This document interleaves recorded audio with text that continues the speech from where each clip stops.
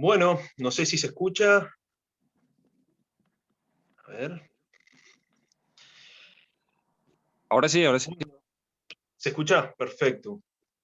Bueno, muchas gracias por asistir. Estoy sumamente agradecido por su presencia. Un poco me gustaría comentarles de qué va este curso. Obviamente el título me parece que es lo suficientemente claro, pero me gustaría comentarles un poco cómo se va a estructurar. La idea es que sean 5 clases, o 5 encuentros, en donde los 3 primeros se concentren en presentar y ubicar la teoría marxista de la explotación en su, en sus sentidos más amplios. No solamente el sentido más corriente o más usual, que es lo que algunos autores marxistas llaman el sentido técnico, o la concepción técnica de la explotación, que es básicamente la que está en el tomo primero del Capital, sino también otras consideraciones que Marx hace en obras anteriores al Capital, como puede ser la ideología alemana o los manuscritos del 44, o incluso los Grundrisse, que funcionaron como una especie de borrador del Capital. Y la idea es concentrarnos inicialmente, que es un poco el objetivo del encuentro de hoy, concentrarnos en el aspecto técnico de la teoría de la explotación o de la concepción más técnica de la explotación, utilizar este encuentro y el segundo para presentarlo de la manera más detallada posible, y el tercer encuentro, utilizarlo para explorar y exponer otras concepciones que no son tan explícitas ni tan sistemáticas, pero que también se pueden encontrar en la teoría, en la obra de Carlos Marx. El encuentro cuarto y el encuentro quinto estarían destinados a presentar las críticas más importantes que se le han realizado a la teoría marxista de la explotación. En el encuentro cuarto, concentrarnos básicamente y exclusivamente en las críticas de von Baber, tanto en Capital e Interés, en la teoría positiva del capital, sobre todo, que es cuando von Baber hace una crítica bastante sistemática y bastante completa a el tomo primero del Capital, y en una obra más pequeña, que se llama Carlos Marx y el cierre de su sistema, en donde Eugen von Baber presenta una crítica más, digamos, acabada y definitiva, ya con los 3 tomos del Capital a la vista, ¿no? Y el último encuentro, el quinto y último encuentro, estará destinado a realizar o exponer otras críticas, ¿sí? Sobre todo la de Robert Nozick, pero también algunas consideraciones que hizo en su momento von Mises, Hayek y otros autores, sobre todo de la escuela austríaca. Y también críticas desde lo que podríamos llamar la escuela institucionalista o el análisis institucional de, digamos, de la historia económica, ¿no? Así que bueno, la idea es presentar de la manera más amplia posible este tema, así que van a ser varios encuentros. En el primero, vamos a explorar primero 2 concepciones o 2 visiones de las relaciones laborales, que básicamente, digamos, me pareció interesante colocarlos como introducción, porque entiendo que la concepción marxista de las relaciones laborales, o digamos, digamos, cómo Marx entendía a las relaciones de producción, encajan en lo que podríamos llamar el paradigma del conflicto. Obviamente que el paradigma del conflicto no es la única forma de entender a las relaciones laborales, o las relaciones de producción, digamos, en un sistema capitalista, sino que también tenemos, por otro lado, lo que podríamos llamar el paradigma de la cooperación. El punto en el que se diferencian, o digamos, tanto uno como otro, es, digamos, la capacidad o incapacidad que existen en las relaciones laborales para conciliar o para coordinar los intereses de la parte empleadora y la parte... a ver, aquí me están diciendo que no se escucha. A ver si alguien me puede confirmar si efectivamente se está escuchando. Bien. Hola, Todo, no te escucho se bien, escucha pero todo perfecto. ¿Se escucha? ¿Se ve bien? Ese asistente no se conectó al audio de la charla, Matías. Ah, perfecto, perfecto. Bien, decía, el paradigma del conflicto y el paradigma de la cooperación se diferencian en el siguiente punto, es decir, si es posible algún tipo de encuentro o acuerdo o conciliación entre los intereses del empleador y los intereses del trabajador. Para Marx, evidentemente, es imposible ese tipo de conciliación o ese tipo de acuerdo, porque existe una relación conflictiva entre la clase que tiene la propiedad de los medios de producción, es decir, en un sistema capitalista, la clase burguesa, y por otro lado la clase proletaria, que por su condición carece de cualquier tipo de medio de producción y por lo tanto lo único que tiene para vender es su fuerza de trabajo, ¿no? Eso lo veremos un poco más adelante cuando analicemos un poco la visión de Marx en lo que respecta al proceso de producción y a cómo el trabajador ingresa al mercado de mercancía. El paradigma de la cooperación, en cambio, es un paradigma que básicamente lo adopta la concepción liberal de la economía y que entiende que el trabajador y el empleador no son enemigos irresolubles, digamos, o no existe entre ellos una tensión irresoluble, sino que en realidad son partes necesarias del proceso de producción y que ambas se necesitan en forma mutua. Y que el contrato de trabajo viene a significar, digamos, un negocio beneficioso o ganancioso para ambas partes. Es decir, por un lado, el empleador obtiene, digamos, fuerza de trabajo necesaria para trabajar los instrumentos de trabajo o el capital, digamos, en un sentido amplio. Y por otro lado, el trabajador obtiene un dinero, digamos, o por lo menos una prestación de tipo económico, que le permita, digamos, mantenerse y desarrollar, digamos, sus funciones vitales básicas o desarrollar cualquier tipo de interés, en fin, poder desarrollar su personalidad como tal. Entonces, digamos, este punto, que puede parecer hasta, digamos, evidente, que hay como dos visiones absolutamente encontradas o contradictorias sobre las relaciones laborales, me parece que marca bastante bien las coordenadas en las que nos estaremos moviendo en este encuentro y en los próximos. Básicamente, la visión marxista de la explotación o la concepción marxista de la explotación es una variante muy específica del paradigma del conflicto. Históricamente, o por lo menos desde mediados del siglo XIX en adelante, es la dominante, es decir, si pensamos en el paradigma del conflicto, pensamos necesariamente en la teoría marxista de las relaciones de producción y la teoría marxista de la explotación.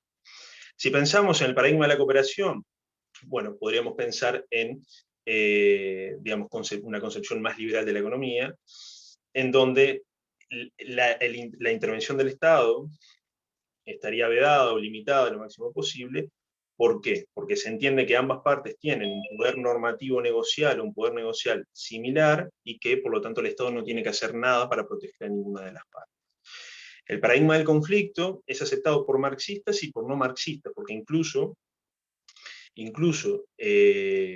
corrientes de pensamiento, corrientes ideológicas como pudieron haber sido el fascismo o el nazismo, adoptaron el paradigma del conflicto. Obviamente que con matices, para nada despreciables, es decir, para la concepción fascista de las relaciones laborales, el Estado vendría a ser esa síntesis entre los posibles conflictos que se puedan dar entre los empleadores y los trabajadores. Desde, por ejemplo, el anarcosindicalismo, esa síntesis la viene a dar la lucha sindical. Desde, por ejemplo, el leninismo, esa síntesis la viene a dar el partido, ¿no? En fin, pero lo fundamental es que para el marxismo y para otras concepciones no marxistas, el paradigma del conflicto lo que viene a suponer es eso, es decir, una relación, digamos, una tensión irreductible entre empleador y trabajador, partiendo de una concepción, digamos, de las relaciones laborales como una especie de juego de suma cero, es decir, si el empleador gana, necesariamente el trabajador va a perder. Y por otro lado, el paradigma de la cooperación entiende que las relaciones laborales no son un juego de suma cero, sino que por el contrario sería un win-win, digamos, es decir, un ganar-ganar, ambas partes salen beneficiadas de el proceso de producción y de las relaciones laborales. Eso como para enmarcar, digamos, el asunto. Ahora bien, ¿cuáles son, o digamos, o mejor dicho, qué es la explotación para Marx, ¿no?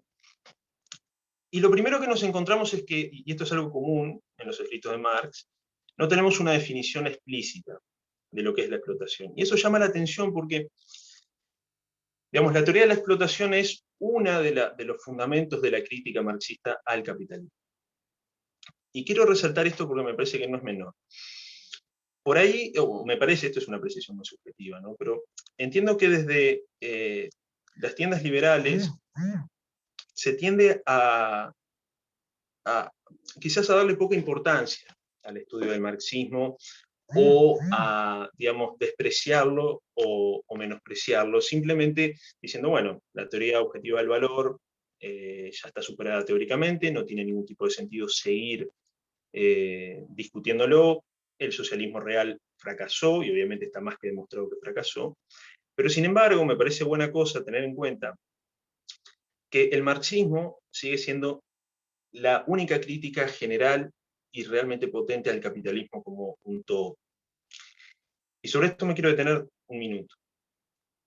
Desde la caída del muro de Berlín en adelante, digamos, desde el fracaso del socialismo real, se han venido gestando otros discursos críticos contra el capitalismo. Es decir, uno puede pensar en ciertas vertientes o variantes del feminismo, uno podría pensar también en el animalismo, o el antiespecismo, o el vegetarianismo, o el veganismo, como también, digamos, dependiendo obviamente del cariz ideológico que le quiera dar cada persona, pero se puede hacer una crítica al modo de producción capitalista, específicamente en lo que respecta al tratamiento de los animales. Algo similar pueden decir algunos ambientalistas o algunos ecologistas, digamos, indignarse o cuestionar, digamos, la sobreexplotación de los recursos naturales y el daño que el capitalismo o las relaciones de producción capitalistas le generan al planeta como un todo.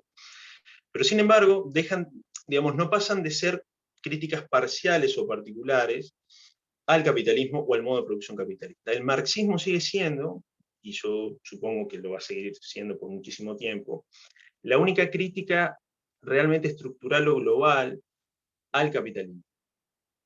Y por lo tanto, me parece que eso ya de por sí, digamos, brinda un valor o pone, digamos, al análisis y a la crítica y al estudio del marxismo, digamos, como algo importante en sí mismo, ¿no? Ahora, volviendo digamos, a qué es la explotación para Carlos Marx. Como les decía, no tiene una concepción, digamos, no existe una concepción única o fácilmente encontrable o detectable en toda la obra de Marx. Es decir, primero hay que señalar que la obra de Marx es una obra bastante vasta, muy vasta, escribió muchísimo, y que su obra está asignada básicamente por una etapa joven hegeliana, digamos, hasta el Manifiesto Comunista, en donde él trata algunos temas, digamos, tangenciales al de la explotación, aunque no lo trata de una manera demasiado sistemática. Y después una etapa más de madurez, digamos, que va hasta el Capital, y luego una etapa, digamos, ya de vejez, digamos, que sería del Capital en adelante, ¿sí? Entonces, digamos, Marx tiene ideas bastante sueltas sobre la explotación antes del Capital. Y esto también dificulta un poco la tarea de, bueno, encontrar algún tipo de unidad conceptual en el desarrollo de la teoría de la explotación en la obra de Carlos Marx. Pero algunos autores marxistas, sobre todo Cohen, por ejemplo, o incluso Buchanan, entienden que se pueden encontrar tres concepciones o tres sentidos de la teoría marxista de la explotación. El primero es el sentido técnico, y es el que vamos a centrarnos hoy.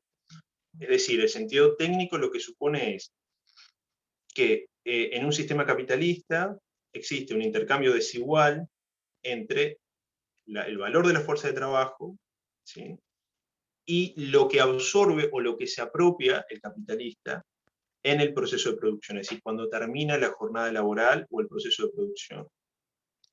Esa diferencia entre el trabajo socialmente necesario para producir los medios de subsistencia para el trabajador, que no es más que el valor de la fuerza de trabajo, eso lo vamos a ver con más detalle en un momento, y el valor total de la producción, eso es lo que en definitiva define la explotación, que en resumidas cuentas es la absorción de plusvalor. Ese es el sentido técnico de la explotación, el Marx, que está en el tomo primero del Capital. El sentido histórico de la explotación es algo un poco más vago y difuso. Es cierto que en el capítulo 24 del Capital, cuando Marx habla sobre la llamada acumulación originaria, Marx hace, digamos, un estudio obviamente histórico sobre la acumulación primitiva o primigenia de capital, y entiende que el capitalismo, aunque no lo pone en estos términos, porque Marx siempre fue muy reacio a hablar en términos morales, pero sí condena, digamos, o establece los pecados originales del capitalismo, básicamente la colonización, el imperialismo, digamos, la explotación de pueblos primitivos o la explotación de las materias primas en América o el oro en América. Eso después seguramente lo vamos a ver con más detalle en el encuentro tercero, cuando analicemos los otros sentidos de la explotación. Pero lo que entiende Marx es que la explotación, aunque no lo dice de manera explícita, pero si uno lee los Grundrisse, por ejemplo, uno puede encontrar indicios en este sentido, que la explotación es una característica inherente a toda digamos, a cualquier sociedad de clase.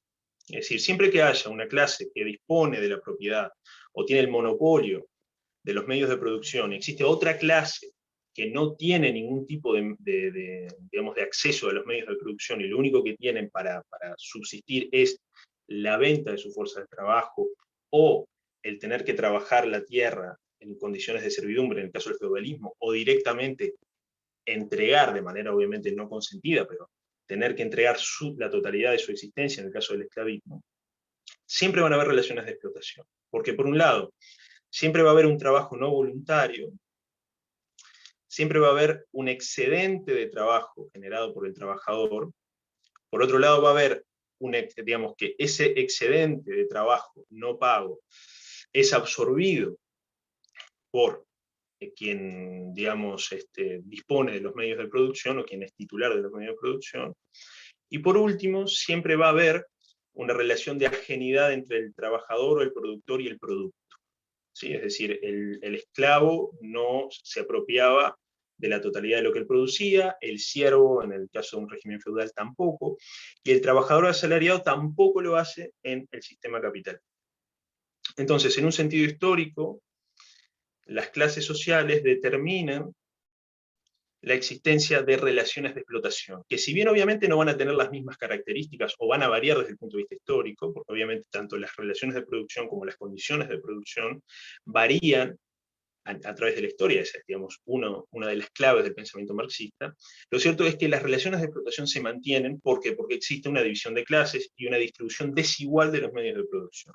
Entonces, en la medida que haya una clase que tenga el monopolio de la propiedad de los medios de producción y que los concentre y los utilice en su beneficio, y haya una inmensa mayoría de gente, una inmensa mayoría de individuos que suponen una clase en particular caracterizada por digamos, la carencia de medios de producción, siempre habrá explotación.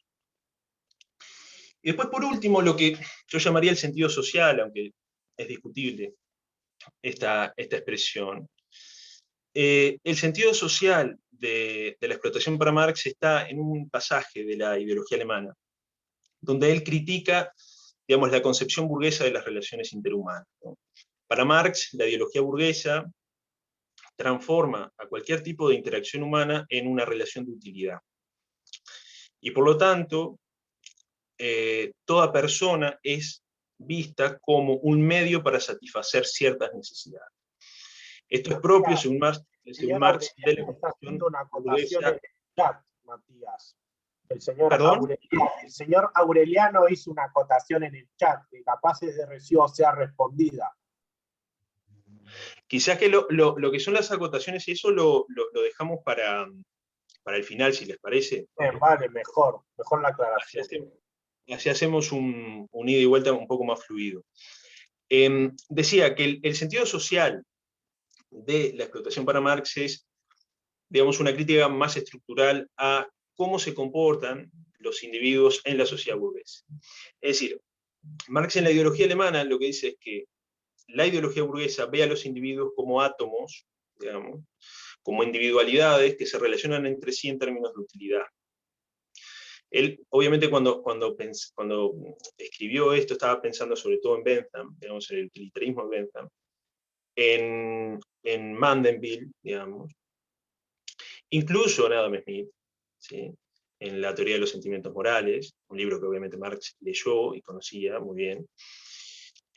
Digamos, lo que él entendía es que el concepto de individuo como una especie de entidad atomizada de la comunidad, que solamente se orienta por su interés personal, por su interés egoísta, transforma a los demás en objetos, o ve a los demás como meros instrumentos, y por lo tanto, la única forma en la que el individuo burgués puede relacionarse con otros es en términos de explotación o explotando a los demás, es decir, utilizándolos como medios para obtener su interés.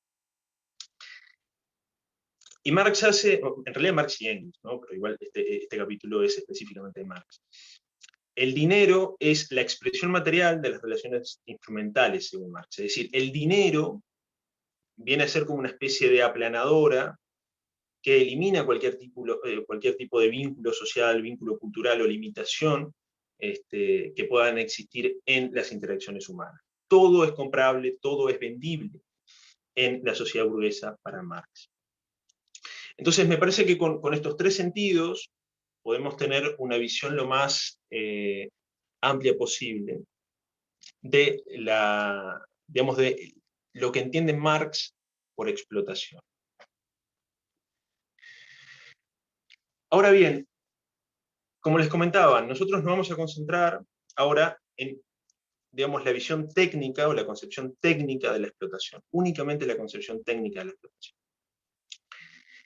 En esta concepción, o según esta concepción, digamos, el sistema capitalista está basado en, por un lado, la producción de mercancías, por otro lado, en el trabajo asalariado, en la utilización de trabajo asalariado para la producción de esas mercancías, y en la absorción de plusvalor por parte del empleador o del capitalista, y obviamente la expropiación de una parte del producto creado por el trabajador, ¿no? En esto Marx es bastante claro en El Capital, es decir, él cuando hace una diferenciación entre manufactura y mercancía, lo que tenía en cuenta era eso, es decir, la división social del trabajo, un concepto que él obviamente extrae de Adam Smith, o que sigue a Adam Smith en esto, lo que hace la división social del trabajo es transformar al trabajador en un engranaje más o en una pieza más súper especializada, y que por lo tanto, digamos, se separa o se distancia radicalmente de la figura del artesano, del manufacturero, que realizaba todos los pasos del proceso de producción. Es decir, el herrero que cortaba el metal, lo forjaba, lo trabajaba, lo estiraba, ¿no? Hasta que luego finalmente lo transformaba en algún tipo de daga, algún tipo de espada o cualquier otro tipo de instrumento de metal. En el caso de la producción capitalista, la producción de mercancía exige necesariamente división del trabajo, ¿sí? Y por lo tanto, la división del trabajo exige analizar las condiciones de producción y la forma en la que se relacionan el trabajador con el empleador o con el capitalista, ¿sí? Es decir, ya no estamos ante el pequeño artesano que tenía su taller y que por lo tanto él mismo ponía el capital, él mismo ponía el trabajo, y no existía una relación entre empleador o capitalista y proletario. Entonces, si entendemos las relaciones laborales o las relaciones de producción, en el caso, digamos, en el sentido que le da Marx, como relaciones de explotación, el capitalismo, o una de las razones por las cuales hay que superar el capitalismo o hay que derrocarlo, según Marx, es que la forma de producción, o mejor dicho, el modo de producción capitalista es necesariamente explotador y se basa en la instrumentalización de los trabajadores y en el robo o en la expropiación de parte de su trabajo, ¿sí? O parte del valor que ellos generan. Entonces, el intercambio desigual entre, por un lado, el empleador que paga un salario y el trabajador que trabaja y produce una determinada cantidad de valor en una jornada laboral, es lo que determina para Marx el carácter explotador de las relaciones laborales, ¿sí? Ahora bien, digamos, lo que Cohen llama el argumento marxista tradicional es lo que vamos a analizar, es decir, porque se centra en esto que les comentaba, es decir, está limitado a, sobre todo, el capítulo primero del Capital, y en un sentido un poco más general, al libro primero del Capital, y no se puede entender al argumento marxista tradicional, o digamos esta concepción técnica de la explotación, sin entender qué es la teoría objetiva del valor, ¿sí? Entonces, la estructura lógica ahí la tienen, ¿verdad? Es decir, el trabajo y solo el trabajo crea valor, eso lo veremos ahora enseguida. Los trabajadores reciben el valor de su fuerza de trabajo, ¿sí? Eso lo vamos a analizar con un poco más de detalle.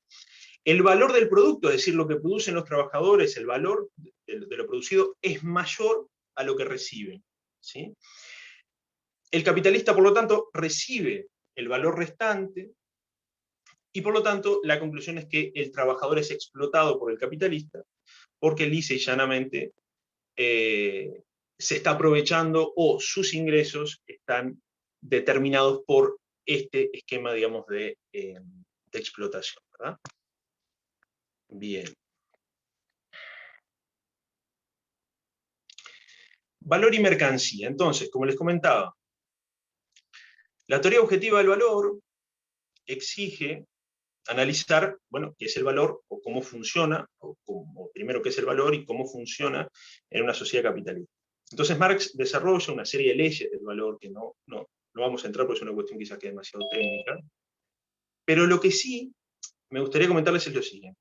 Marx entiende, como les comentaba hace un rato, a el sistema de producción capitalista como una inmensa acumulación de mercancías, ¿sí?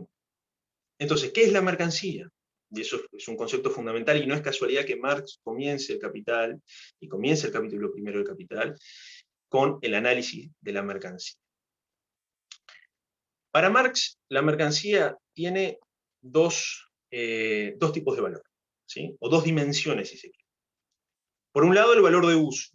Por otro lado, el valor de cambio. El valor de uso para Marx es la capacidad que tiene la mercancía para satisfacer ciertas necesidades, ¿sí? Ciertos deseos, ciertas, digamos, demandas, ¿sí? Entonces, lo que dice Marx es que la mercancía tiene un aspecto corpóreo, ¿sí? Físico, que ahí es donde reside el valor de uso, ¿sí? Ahí es donde reside, digamos, la capacidad que tiene la mercancía para satisfacer ciertas necesidades. Ahora, dice Marx, el valor de uso, en definitiva, es algo tan subjetivo, no existe estándares objetivos para decir cuán beneficioso o cuán satisfactivo puede ser el uso de una mercancía. Así que para Marx el valor de uso, digamos, es una característica propia del carácter corpóreo de las mercancías, pero que es teóricamente despreciable. Lo importante está en el valor de cambio, dice Marx. Entonces, lo que dice Marx es que las mercancías tienen un valor de cambio cuando se contraponen con otras mercancías, ¿sí? Entonces, el valor de cambio está expresado para Marx por, digamos, la capacidad, o mejor dicho, la cantidad de mercancías que pueden obtenerse o pueden intercambiarse por una unidad de mercancía. Él pone varios ejemplos, pero por ejemplo, si un sombrero se puede intercambiar por 3 o 4 piezas de tela, por ejemplo, podríamos decir que al comparar el sombrero con 3 o supongamos 4 piezas de tela, la mercancía, sombrero, está expresando su valor de cambio, ¿sí? Y que ese valor de cambio se realiza cuando justamente se intercambia, ¿sí? En condiciones de equilibrio. Pero lo que dice Marx es que el valor de cambio no es el valor. Y esto es por ahí una confusión que es común, pensar que el valor de cambio es el valor. Lo que dice Marx es que lo que tienen en común las mercancías que se intercambian no son sus características físicas, ¿sí? Porque eso es una cuestión de valor de uso, y que por lo tanto, dos mercancías que se intercambian pueden no tener ningún tipo de punto de contacto desde el punto de vista físico, y pueden no tener ningún tipo de característica que les permita decir, bueno, tiene sentido que se intercambien esto por esto porque tienen ciertas características externas u objetivas similares. Lo que dice Marx es que se intercambian porque, por un lado, ambas mercancías son expresión del trabajo humano, ¿sí? Y por otro lado, ambas mercancías tienen el mismo valor, ¿sí? Entonces, ¿qué significa que ambas mercancías tengan el mismo valor para Marx? Lo que significa es que ambas mercancías expresan o contienen la misma cantidad de trabajo socialmente necesario. Es decir, la misma cantidad de trabajo socialmente necesario para producir un sombrero, en el ejemplo que le estaba poniendo, y la misma cantidad de trabajo socialmente necesario para producir 4 piezas de tela, ¿sí? Entonces, supongamos que el sombrero, para producir un sombrero se necesitan en condiciones de producción normales, es decir, en condiciones estándares se necesitan 3 horas de trabajo humano, bueno, se intercambiarán por el equivalente de tela de 3 horas de trabajo humano. Es decir, si para producir 4 piezas de tela se necesitan 3 horas de trabajo humano, ambas mercancías van a poder ser intercambiadas. Esto obviamente que parece muy abstracto, y lo es, ¿sí? Porque Marx no es para nada claro, digamos, en el hecho de que al parecer las mercancías se intercambian solas o se conocen mutuamente y saben cuánto trabajo socialmente necesario tienen, y por lo tanto solamente se van a intercambiar mercancías si entre ellas existe una relación de equivalencia, ¿tá? Pero bueno, eso es una crítica que después en las últimas clases del curso podemos expresarla, y además es una de las críticas que le hace Von Baber. Pero esto es lo que dice Marx, es decir, las mercancías se intercambian porque tienen igual valor de cambio, y tienen igual valor de cambio porque ambas mercancías expresan la misma cantidad de trabajo socialmente necesario para producirse, ¿no? Es decir, el valor de cambio expresa, digamos, el valor, y el valor es la cantidad de trabajo socialmente necesario para producir esa mercancía, ¿sí? Bien. Entonces, si entendemos que las mercancías, para Marx, son el producto del trabajo humano, es necesario entender cómo es que se produce este proceso, ¿no? Es decir, digamos, qué es el proceso de trabajo para Marx. Para Marx, el proceso de trabajo no es más que la aplicación de las aptitudes físicas y las aptitudes intelectuales de los trabajadores para producir valores de uso. Esto no es menor, porque, ¿qué pasa? Cuando el trabajador termina de producir una mercancía, digamos, como tal, eso no sería técnicamente mercancía, porque lo único que tenemos es valor de uso. Pero valor de uso que a su vez contiene valor, y por lo tanto ya tiene un valor de cambio. Y el valor de cambio es independiente o es autónomo a el intercambio efectivo, es decir, poco importa, y este es uno de los grandes efectos teóricos de Marx, para Marx le importa poco que las mercancías efectivamente se intercambien, lo que obviamente materializaría la ganancia del capitalista. Para Marx, el valor ya, digamos, nace, y por eso es un valor objetivo, nace en el propio proceso de producción, no nace en el mercado. Digamos, como entiende obviamente la escuela austríaca, que el valor se determina por la demanda, y no, o se determina en todo caso en el mercado, pero no en el proceso de producción. Para Marx el valor está determinado por el propio proceso de producción. Entonces, si las mercancías son producto de la aplicación del trabajo humano, Marx detecta 4 elementos o 4 componentes del proceso de trabajo. El primero es el objeto de trabajo, ¿no? Algo bastante obvio. Ahí Marx entiende que existen materias primas puras, ¿sí? En donde digamos, se utilizan sin ningún tipo de trabajo, ¿sí? Que son, digamos, su existencia no fue intervenida por ningún tipo de actividad laboral o trabajo humano. Y después las materias primas sí, en un sentido más corriente, en donde obviamente el trabajo intervino de alguna manera en ese objeto. Los medios de trabajo, bueno, obviamente son los instrumentos con los que se realiza el proceso de trabajo, ¿sí? Para Marx, los instrumentos de trabajo pueden ser instrumentos en un sentido estricto, ¿sí? Que son las herramientas, el capital, las maquinarias, la fábrica, en fin, o en un sentido amplio, en donde son todas aquellas condiciones objetivas que intervienen de alguna manera en el proceso de producción, ¿sí? Como pueden ser carreteras, como pueden ser puentes, en fin, digamos, lo que podríamos llamar infraestructura en un sentido amplio, ¿sí? Esos serían medios de trabajo en un sentido amplio, ¿sí? Después tenemos la actividad humana, ¿sí? O la fuerza de trabajo, que es en definitiva el motor del proceso de trabajo.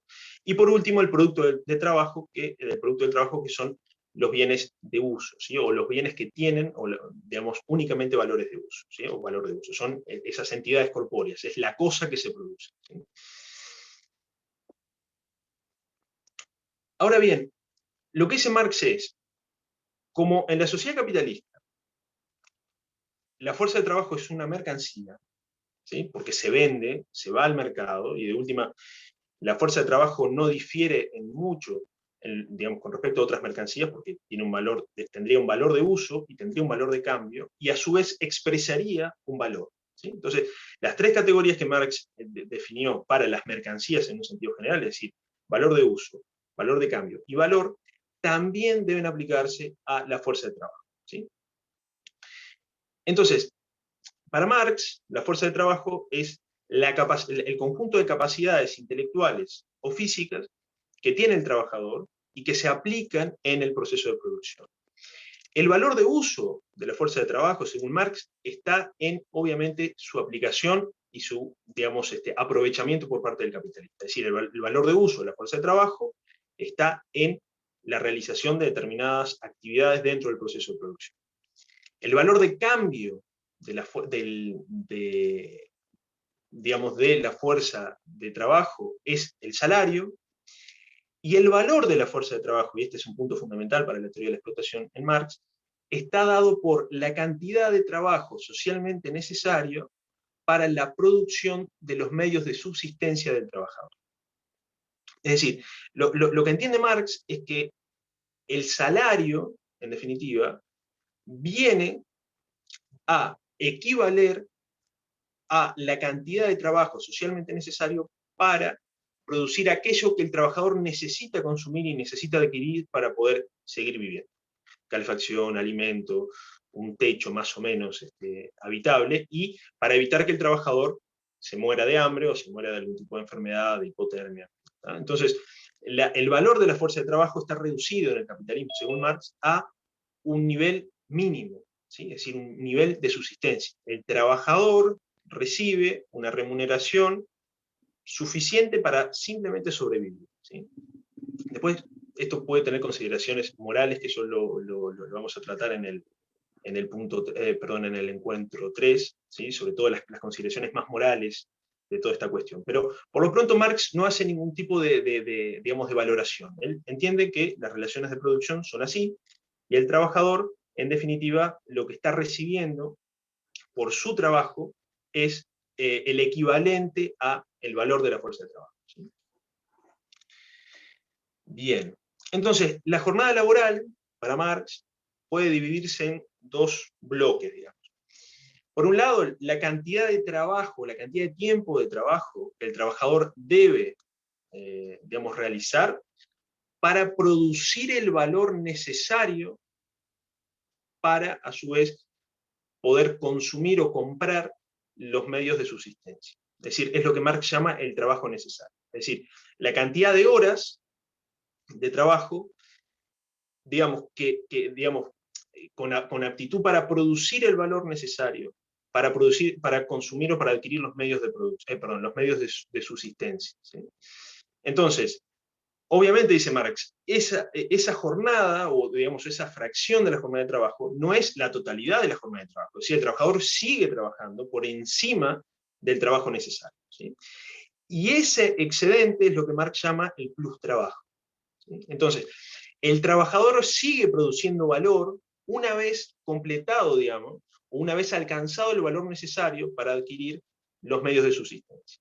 Entonces, en definitiva, el trabajador sigue trabajando, y sigue trabajando exclusivamente para el empleador o para el capitalista, mientras que en el tiempo de trabajo necesario, el trabajador trabaja para sí mismo, digamos, es decir, trabaja para adquirir la cantidad de dinero suficiente y necesario para poder obtener esos medios mínimos de subsistencia.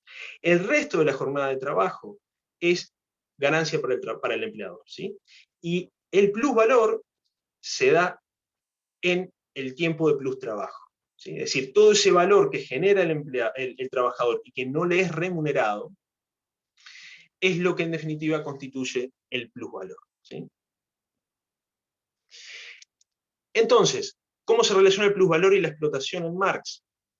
Digamos, lo que llamamos el argumento marxista tradicional entiende que, por un lado, lo que habíamos hablado, el trabajo y solo el trabajo crea valor, ¿sí? O sea, obviamente adhiere al postulado de la teoría objetiva del trabajo, la teoría objetiva del valor, que el capitalista recibe una parte del valor de su producto, porque la otra parte ya se la abonó al trabajador en concepto de salario, pero recibe el excedente, es decir, el valor producido por el plus trabajo, y el trabajador obviamente que recibe menos en términos de valor de lo que él efectivamente produjo en esa jornada laboral, ¿sí? El capitalista recibe mucho más valor del que generó, y por lo tanto la conclusión es que el trabajador es explotado por el capitalista. ¿Pero por qué es explotado por el capitalista? Porque el trabajador no recibe todo el valor que generó. Y este es el núcleo de la concepción, digamos, técnica de la explotación en Marx. Es decir, el trabajador es explotado. ¿Por qué? Porque en un momento de la relación laboral deja de trabajar para sí y trabaja exclusivamente para el empleador sin ningún tipo de contraprestación. Es decir, para que quede un poco más claro, y esto sin perjuicio que lo vamos a ver en el segundo encuentro. En Marx, o para Marx, existen dos tipos de capital. El capital variable y el capital constante. El capital constante son, digamos, los medios de producción, los instrumentos de trabajo. El capital variable es el capital o el dinero destinado a pagar salarios, ¿sí? Lo que dice Marx es que lo que recibe el trabajador en concepto de salario no es equivalente a todo el valor que produjo durante la jornada de trabajo, es decir, durante el proceso de producción. Hay un excedente de valor generado por el trabajador que no es remunerado por el capitalista, ¿sí? Y esto es lo que da lo que Marx llama la tasa de explotación, ¿sí? Que ven ahí. Es decir, el plusvalor sobre el capital variable, ¿sí? Entonces, mientras más plusvalor saque el empleador y menos capital variable invierte, es decir, mientras menos gaste el empleador en salarios y más plusvalor pueda absorber, podríamos decir que los trabajadores están siendo más explotados, ¿sí? Entonces, mientras más aumente la relación entre plusvalor y capital variable, podríamos decir que la explotación aumenta y los trabajadores están siendo más explotados. Es decir, si en una jornada de 8 horas los trabajadores adquieren el valor necesario para poder adquirir los medios de subsistencia en, supongamos, 4 horas, las 4 horas restantes constituyen el plusvalor, o mejor dicho, el valor generado por los trabajadores en esas 4 horas constituye el plusvalor. Ahora, si decimos, o si entendemos que los trabajadores consiguen el trabajo necesario en 2 horas, podríamos decir que el empleador absorbe 6 horas de plusvalor, ¿no? o el valor generado en esas 6 horas, y por lo tanto los trabajadores van a estar más explotados que antes, ¿sí? ¿Por qué? Porque el salario se mantiene constante y la capacidad del trabajo para producir valor aumenta, ¿sí? Porque supongamos se trajo maquinaria nueva y por lo tanto los trabajadores pueden producir más en menos tiempo.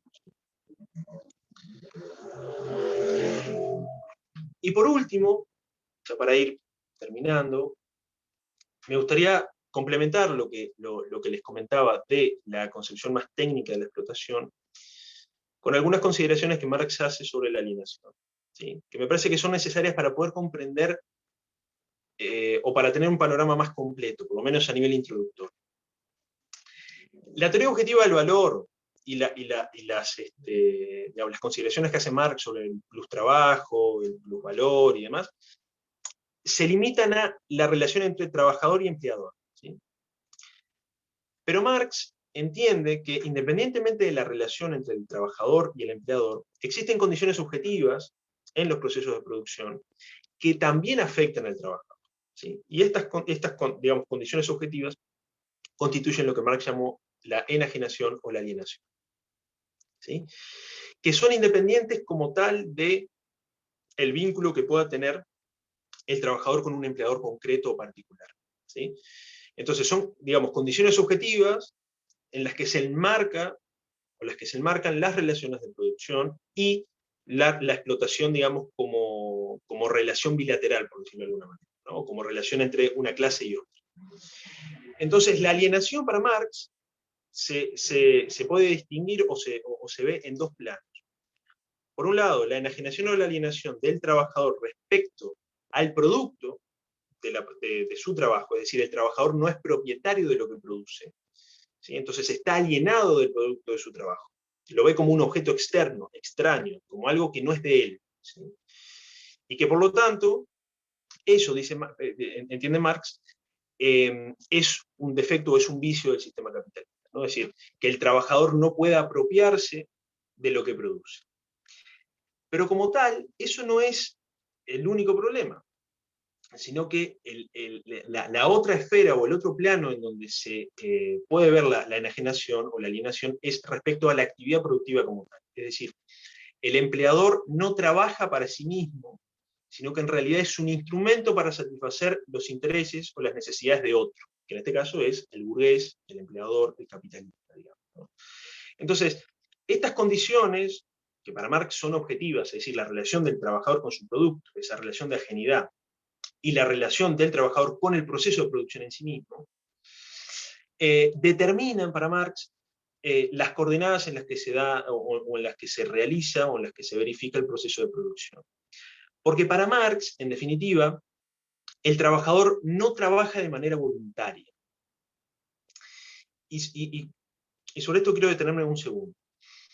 A diferencia de los otros medios, o mejor dicho, a diferencia de los otros modos de producción, en donde sí existía una relación coactiva explícita entre el propietario de los medios de producción y el que los trabajaba, piensen, por ejemplo, en una sociedad esclavista, es decir, el empleador realiza digamos, una violencia o ejerce una violencia física directa sobre el esclavo, ni siquiera es considerado un sujeto de derecho, no tiene libertad.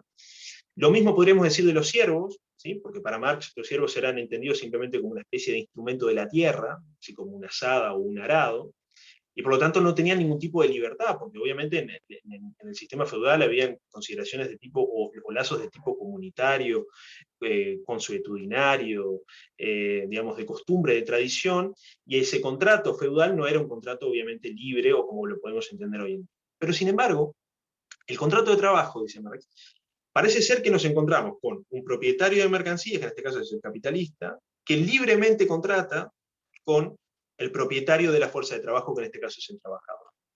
Pero lo que dice Marx es que esa apariencia de libertad, lo que en definitiva encubre, es que el trabajador no tiene otro medio de subsistencia que su fuerza de trabajo, y que por lo tanto, para no morirse de hambre o para no terminar, digamos, en una condición, digamos, imposible de sobrellevar, tiene que, para poder sobrevivir, vender su fuerza de trabajo. Pero la vende de manera tal que da la apariencia, o se da la apariencia, de que voluntariamente y libremente el empleado contrata, o el obrero contrata, con el empleador o con el capitalista. Pero sin embargo, esa apariencia, digamos, de voluntariedad o de libertad, esconde, digamos, la necesidad del trabajador de vender su fuerza de trabajo. Y por lo tanto, el proceso de producción inicia de una manera no voluntaria y no libre. ¿Por qué? Porque justamente ahí es donde cala, digamos, la alienación respecto a la actividad productiva. Es decir, el trabajador no trabaja porque quiere, o porque tiene su voluntad, o porque le parece divertido, o porque le agrada lo que hace.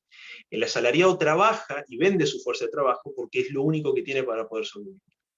Entonces, con estas dos coordenadas, me parece, es decir, tanto la alienación respecto al producto y la alienación respecto del proceso productivo o de la actividad productiva, es que podemos comprender, espero haberles transmitido de una manera un poco más clara, digamos, la complejidad que envuelve digamos, las relaciones laborales en la teoría marxista, y la profundidad, digamos, que tiene desde el punto de vista teórico.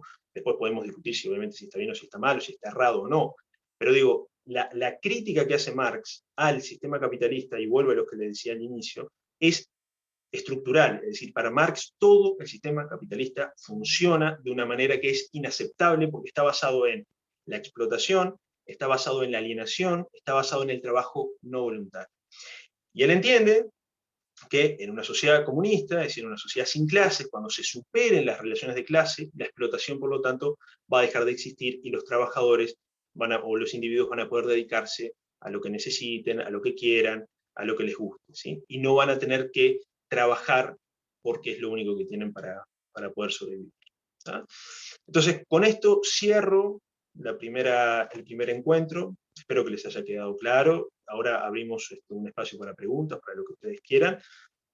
En el encuentro 2, les comento que lo que vamos a tratar es, vamos a entrar, digamos, en la dinámica del proceso de producción, vamos a hablar sobre qué son las relaciones de producción, cuáles son las características de las relaciones de producción en el sistema capitalista, vamos a entrar un poco más en detalle, y vamos a analizar con muchísimo más detalle lo que es el plus trabajo, lo que es la jornada de trabajo, lo que son las limitaciones de la jornada de trabajo, lo que es la plusvalía absoluta, lo que es la plusvalía relativa, y demás. ¿Sí? Podemos hacer algunas otras consideraciones también sobre el fetichismo de la mercancía, que me parece que es un tema sumamente interesante para explorar y para pensar. Y bueno, sería eso. Así que los dejo a ustedes. Muchas gracias por la atención, de verdad.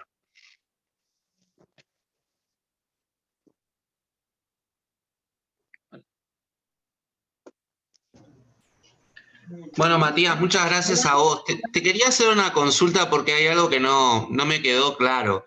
Porque para Marx, el valor de un producto es el valor del trabajo necesario para su producción.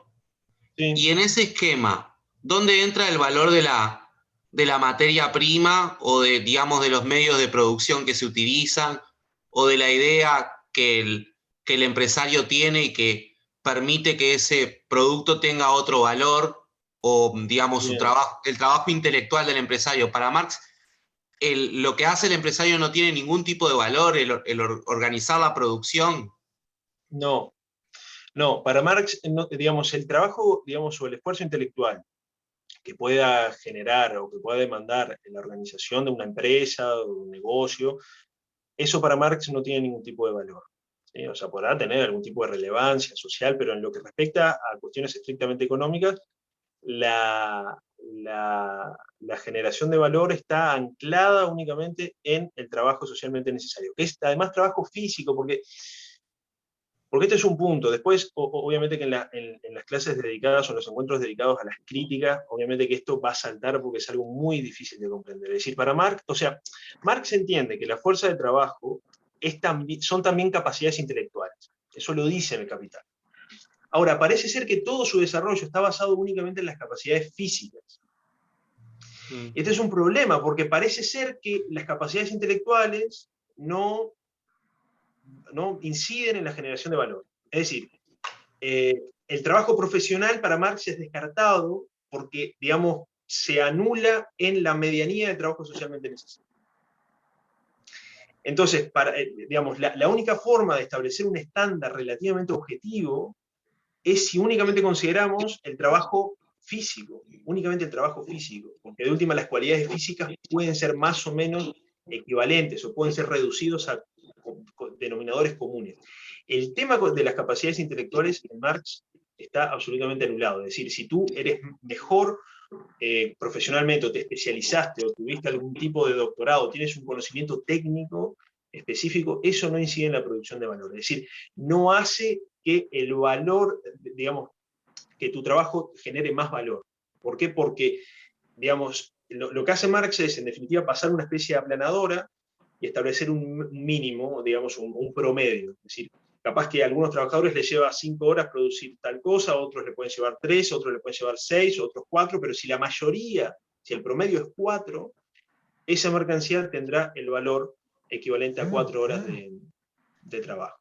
Y por otro lado, vale, lo que me comentabas de, digamos, el valor que puede generar el capitalista, eso en Marx es nulo. ¿Y la materia prima tampoco? Tampoco, porque en definitiva, si bien Marx habla, o los marxistas entienden, digamos, o teorizan el concepto de materia prima pura, en Marx es prácticamente imposible, porque la única forma es, por ejemplo, no sé, que el agua mueva algún tipo de molino y que en definitiva no haya ningún tipo de intervención humana. Pero ahí sería, digamos, una materia prima pura.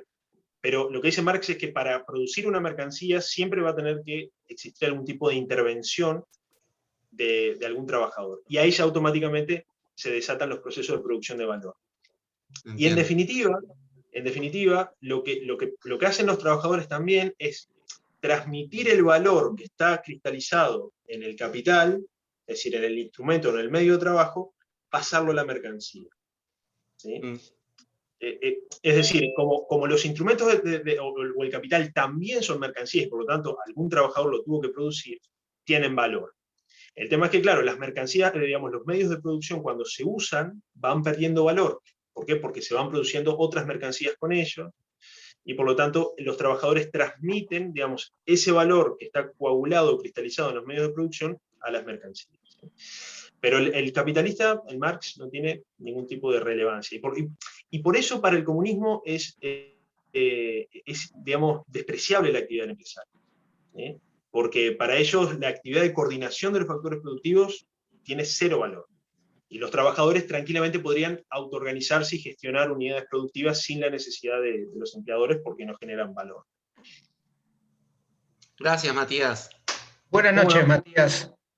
¿Sí? Excelente ponencia. Quería hacerte una pregunta sobre la plusvalía. Vos decís que si el valor de un producto son 2 horas de trabajo, las otras 6 horas es plusvalía. Es horas de trabajo que corresponderían al empleado que se las crea el capitalista, ¿no? Exacto. Pero ¿y dónde está la ganancia del empresario ahí? Porque si es todo del trabajador... Exacto. Bueno, lo que pasa es que ahí nuevamente, esa es otra crítica que se le puede hacer a la teoría de valor de Marx. Es decir, que, digamos, si bien Marx hace una diferencia entre valor y ganancia, sobre todo lo hace en el tomo 3 del Capital. Pero lo que pasa es que, claro, lo que entiende Marx es que todo lo que produce el trabajador va a tener demanda y va a ser vendido por el trabajador. Y eso es un supuesto que no se da en los hechos. Lo que pasa es que Marx, cuando escribe, piensa en un contexto, digamos, de equilibrio perfecto, ¿sí? Es decir, donde existe un punto de corte entre demanda y oferta, y básicamente todo lo que se vende tiene demanda. Obviamente que Marx contempla, y sobre todo siguiendo a Say en esto, cuestiones de sobreproducción o de subproducción. Pero en condiciones generales, en condiciones de equilibrio general, parece ser que todo lo que el trabajador produce va a ser vendido por el capitalista. Y eso es un supuesto que en los hechos no se da, digamos.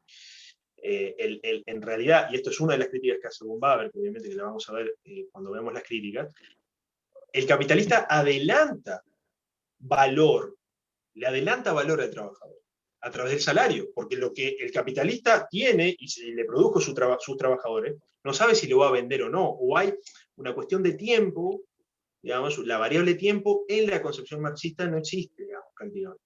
Porque para Marx lo que produce el trabajador ya es automáticamente valor, ya tiene valor de cambio y ya es intercambiable. Y por lo tanto, lo que le paga el capitalista en concepto de salario siempre va a ser menos del valor generado por el trabajador.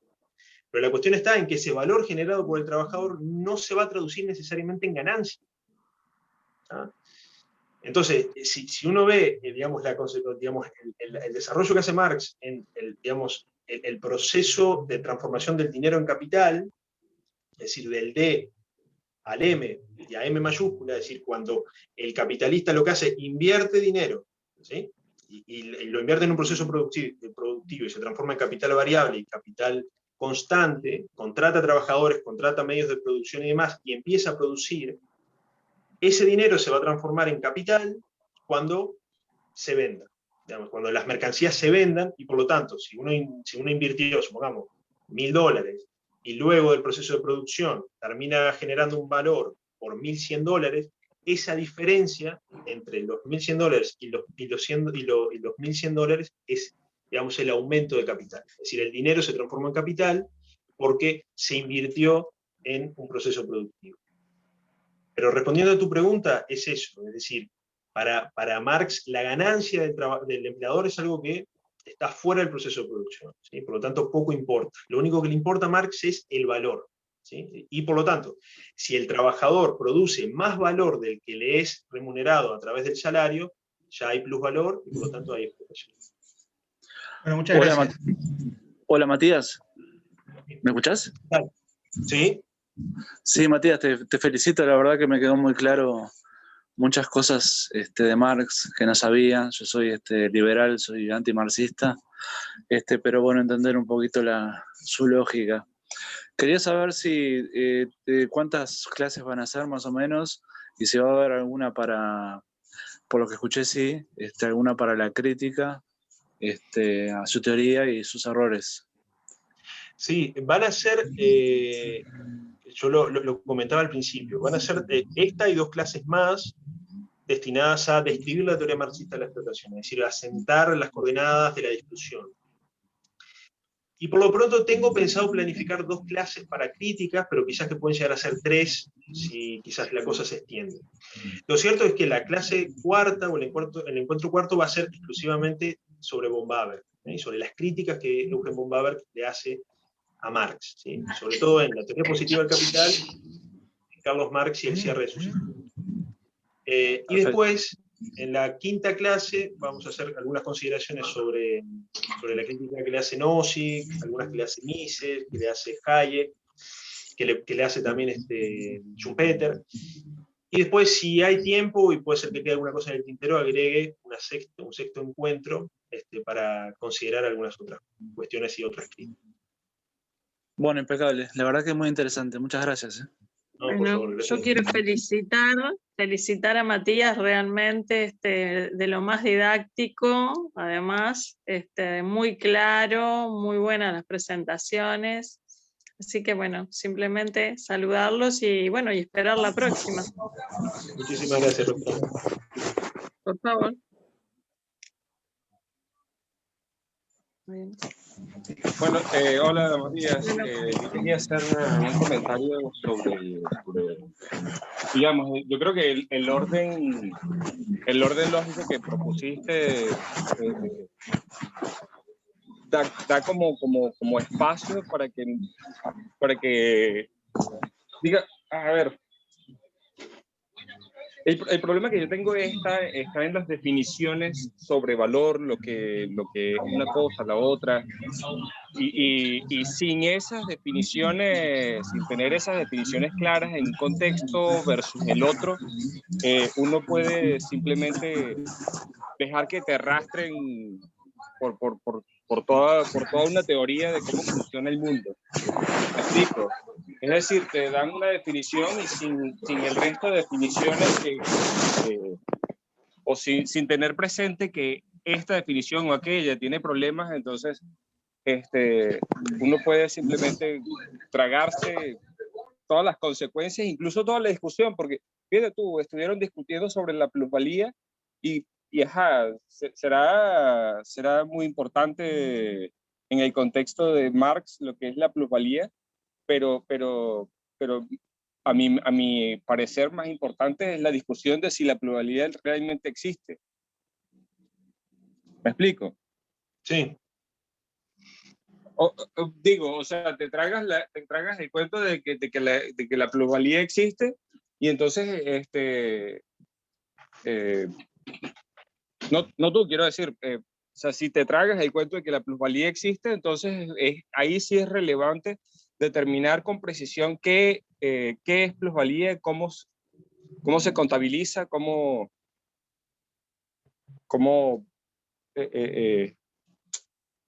¿me explico en lo que estoy diciendo? Sí. O sea, Es claro, ahí hay un defecto evidente en la exposición marxista, que es el siguiente. Marx da por bueno, o da por buena, mejor dicho, la teoría objetiva del valor, ¿sí? Porque era lo que tenía a mano también, ¿no? También hay que entender esto, es decir, Marx, desde el punto de vista económico, es un economista clásico, tan clásico como Ricardo o como Smith, ¿no? Es decir, él adhiere a la teoría del valor-trabajo. Pero el tema es que la formula de una manera tal que incorpora, digamos, o mejor dicho, saca de ella una conclusión lógica y necesaria. Es decir, si todo el valor generado en una economía es producto del trabajo, cómo se distribuye ese valor es una cuestión importante. Los economistas clásicos, en definitiva, lo que terminaban haciendo era resolver el problema de la distribución del valor a través del derecho de propiedad. ¿Sí? Es decir, Locke, por ejemplo, lo solucionaba así. Smith, en cierto sentido, también. Es decir, si yo te compro algo, bueno, si yo te lo compro de una manera lícita, sin violentar tus derechos, es mío. Por lo tanto, yo lo puedo usar como quiera y puedo hacer ganancias, sacar ganancias de eso porque es mi propiedad. El tema es que Marx entiende que los derechos de propiedad, en definitiva, son construcciones jurídicas que forman parte de la superestructura y que por lo tanto poco importan en lo que respecta al análisis de las relaciones de producción que se dan en la infraestructura. Es decir, para Marx los derechos de propiedad son una construcción burguesa, podríamos decir abstracta, irrelevante o alienante, fetichista incluso podríamos decir, pero que no importa al momento de analizar el proceso de valorización o de generación de valor. Entonces, para Marx, eso es algo evidente y está por sentado, ¿no? Es decir, él no tiene que explicar por qué las mercancías son, digamos, por qué el valor de las mercancías depende únicamente del trabajo, la cantidad de trabajo socialmente necesario. Eso no lo explica. O sea, tampoco creo que entiende necesario explicarlo, para él es algo evidente. Tampoco explica por qué el trabajo socialmente necesario es la medida del valor, por qué no existe, por ejemplo, por qué las distintas destrezas, un poco lo que comentaba antes, no pueden influir en el valor. No importa. Para Marx, ese trabajo es socialmente necesario. ¿Quién determina el trabajo socialmente necesario? Que es una especie de dicto. ¿Dónde está? ¿Cómo lo sabemos? ¿Cómo se conoce? ¿No? Es decir, eventualmente pueden haber un trabajo estadístico. Se puede decir, bueno, a ver cuántas horas de trabajo digamos, se necesitaron para producir un zapato aquí, allá y allá, hacer un promedio. Pero al momento digamos, en el proceso de producción, los trabajadores no saben eso. El capitalista quizá que tampoco lo sabe. ¿No? Entonces, en Marx obviamente que hay toda una serie de supuestos que cuando uno los analiza detenidamente no cierran, y obviamente que no cierran. Y no cierran porque en definitiva, primero, Marx es un hegeliano puro, ¿sí? Él piensa en términos de tesis, antítesis y síntesis, y él entiende que hay piensa en términos, piensa en términos de la existencia de clases, de colectivos que ven el mundo de una forma en contraste con la manera en que lo ven otros colectivos. O sea, la mera existencia de clases es una cuestión meramente hegeliana. No sé si hegeliana, pero sí son categorías... Sí lo es porque Kant es el que termina de reformular la idea de que el mundo lo creamos entre todos. Es decir, las experiencias que tenemos de alguna manera nos llevan a tener una conceptualización de la realidad que nos transmitimos mutuamente y acordamos, pues esto es una mesa, entonces la mesa es lo que existe en lugar del conjunto de átomos. ¿Me explico? Sí. Entonces, sí. Pero la cuestión es que Hegel dice no es el total de los individuos, sino que son colectivos que pueden tener visiones diferentes sobre una misma cosa. Entonces, para algunos puede ser una mesa y para otros puede ser, no sé, un techo. ¿Verdad? Sí. A ver, Marx es hegeliano, eso es algo evidente. No estoy transmitiendo nada novedoso con esto. Pero sí es cierto que Marx lo que hace es tomar la dialéctica hegeliana e invertirla. ¿Sí? Pero lo cierto es que Marx sigue pensando en términos hegelianos, porque, y esto es lo curioso, y esto está bueno como reafirmarlo, Marx no entiende que los burgueses sean malos por naturaleza, sino que el problema no son tanto las personas en sí, sino que el problema son, digamos, las relaciones de producción, las relaciones sociales, las estructuras, digamos, propias del capitalismo, y que en definitiva para Marx, tanto los capitalistas como los burgueses están como danzando en una especie de obra, ¿sí? Y están siendo guiados por fuerzas que ellos no pueden controlar. ¿Ya? Entonces, Marx es profundamente hegeliano en un punto que es crucial, que es su historicismo. Es decir, tanto Hegel y Marx coinciden en que la historia tiene un destino único y objetivo. En Hegel era el autoconocimiento del espíritu absoluto. Digamos, cuando el espíritu absoluto se terminase de conocer, se termina la historia. Para Marx, El fin de la historia viene con el fin de la lucha de clases y la eliminación de la sociedad de clases. Pero lo cierto, dice Marx, o para Marx, es que el capitalismo está arrastrado por su funcionamiento necesariamente a su destrucción y su eliminación, por cuestiones que después podemos discutir. Pero lo cierto es que en Marx el individuo importa poco. Está disuelto en fuerzas estructurales, digamos, y objetivas que los condicionan. Entonces, poco importa el trabajador individual o el burgués individual, lo que importa es digamos, los proletarios como clase, que encarnan un conflicto histórico, trascendental y estructural, que es la lucha de clases. Es decir, a Marx le importa poco los conflictos individuales, lo que importa son esos conflictos más abstractos entre entidades que nadie las eligió, porque uno no elige ni ser proletario ni ser empleador, o capitalista, pero que su pertenencia a ese grupo determina toda una serie de consecuencias. ¿No? Y de que tú tengas que cumplir ciertos roles y realizar determinadas actividades como miembro de una determinada clase. Entonces, el proletario como proletario tiene que vender su fuerza de trabajo porque no tiene nada más que hacer. Porque si quiere sobrevivir, tiene que venderla.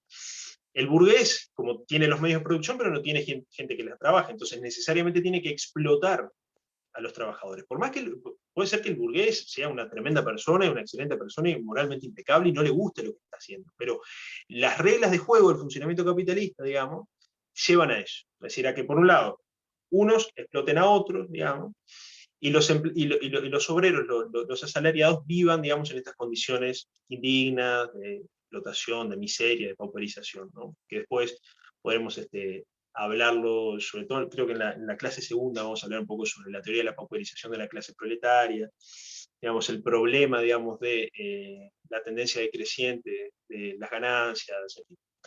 Pero a lo que voy con esto es que Marx piensa en términos de categorías abstractas. Y es curioso porque uno dice, bueno, no, es materialista. Sí, obviamente que es materialista porque es un hombre al que, digamos, que le da muchísima importancia al estudio histórico. Pero Marx analiza la historia desde estas categorías abstractas. Entonces, decodifica los hechos históricos, los sucesos históricos, el análisis del pasado, siempre en estas categorías. Es decir, como una especie de danza entre una clase explotadora y una clase explotada. Por eso es profundamente hegeliano, pero profundamente. Sí, sí. Bueno, gracias. Después favor, tengo algún Aureliano. otro comentario por ahí. Pero bueno, gracias.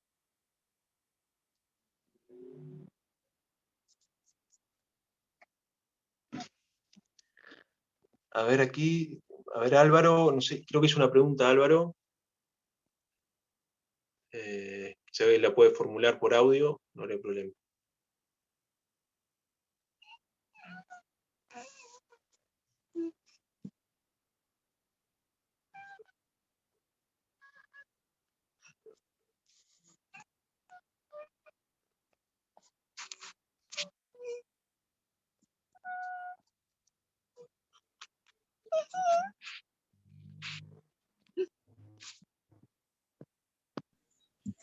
Hola. ¿Sí? Sí, Matías, pero no empieza Marx mal pensando que tiene que haber cierta igualdad para que existan intercambios. Porque la verdad que no tiene por qué existir igualdad. Aquello de que Aristóteles, para que haya algún intercambio, tiene que haber igualdad y tiene que ser medible.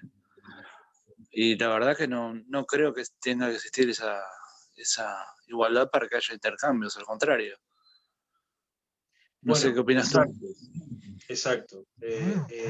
Esa cita de Aristóteles creo que es clarísima. En la política, Aristóteles en la política, porque, digamos, cuando habla de la justicia en el intercambio, se entiende que un intercambio es justo, ¿sí?, cuando se intercambian cosas similares o con valores similares, ¿no? Marx no hace un análisis en términos de justicia, pero lo que sí dice es que la igualdad en el intercambio es el medio a través del cual se expresa el valor de cambio. Es decir, no es que haya un imperativo para que las mercancías se intercambien de manera equivalente. Esto es lo que pasa, yo no se los comenté porque me parecía que era irme un poco del cauce, pero Marx entiende que hay distintas formas del valor, ¿sí? Una forma es la forma simple de expresarse el valor, que es cuando una mercancía se enfrenta a otra. Otra forma de expresar el valor es la forma general, que es cuando en definitiva una mercancía se enfrenta con todas las otras mercancías que existen en el mercado. Y por último, la forma más avanzada de expresar el valor es a través del dinero, ¿sí? Que es la forma dinero. Pero sigue siendo igual el problema, es decir, lo que tú apuntas es lo mismo, es decir, más allá de, independientemente de que el valor de cambio se exprese a través de cantidades de mercancías, es decir, 5 de la mercancía X equivalen a 3 de la mercancía B, o se expresen a través de dinero, es decir, a través de unidades monetarias, un zapato vale 20 y otra cosa vale 20, por lo tanto, ambas tienen el mismo valor. Pero repito, no es que ambas mercancías se tienen que intercambiar, digamos, de manera igualitaria para Marx. Es decir, Marx no realiza un imperativo o no formula un juicio prescriptivo sobre eso. Lo que dice Marx es que la forma que tienen las mercancías para expresar sus valores es a través de, digamos, una igualdad, digamos, en el intercambio. Es decir, porque lo que dice Marx es, por algo, una cantidad de mercancías se intercambia por otra. Se intercambia por otra porque ambas expresan la misma cantidad de valor, ¿sí? Entonces, ambas tienen la misma sustancia de valor, que es el trabajo humano, y tienen la misma cantidad de valor. Ahora, pero ese no es un error. Digo. Yo no sé si es un error, yo lo que creo es que Marx, digamos, era un supuesto necesario, digamos, para su teoría del valor, ¿no?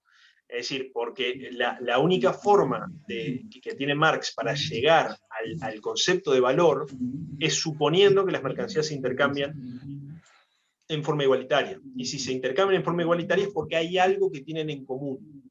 Y ese algo que tienen en común es el valor. Es decir, que todas son productos del trabajo humano y que en definitiva se intercambian en la misma proporción porque ambas tienen la misma cantidad de fuerza de trabajo.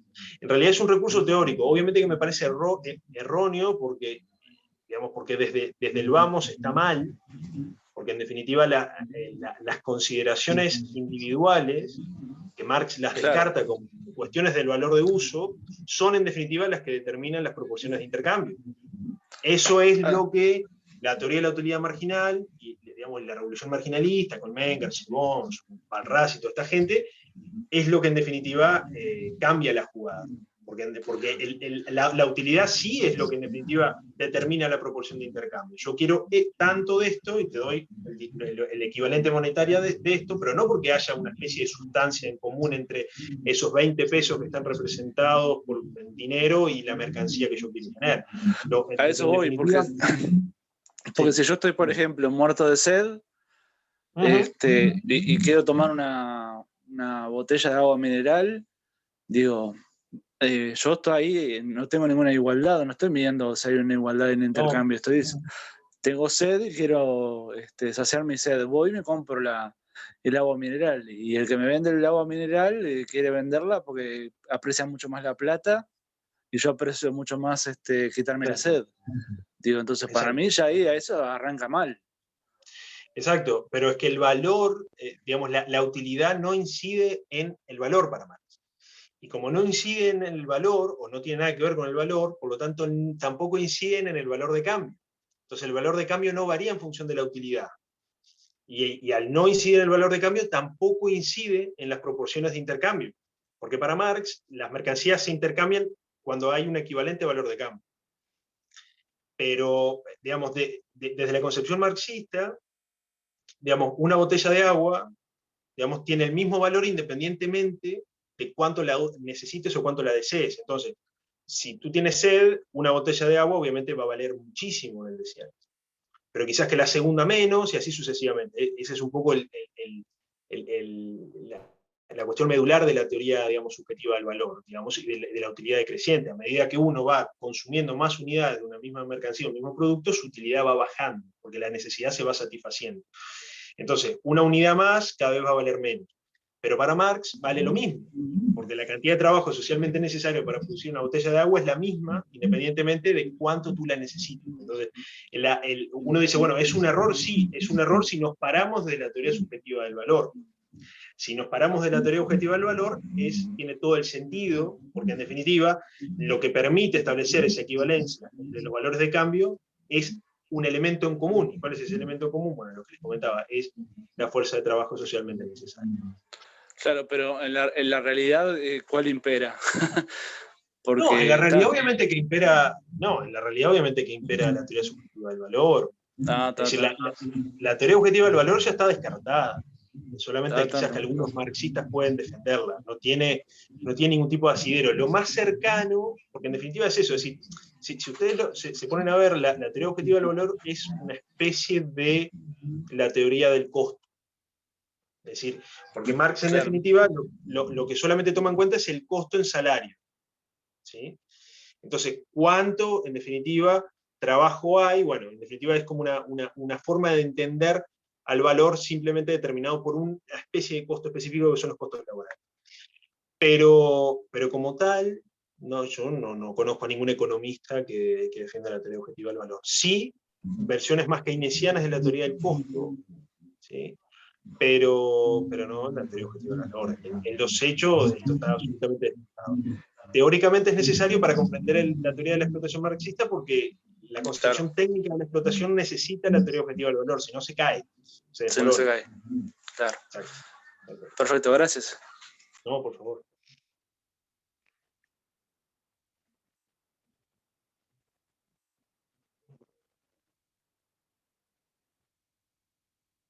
No sé si alguien más quiere hacer alguna consulta. Algo para agregar, no sé, algunas preguntas que habían hecho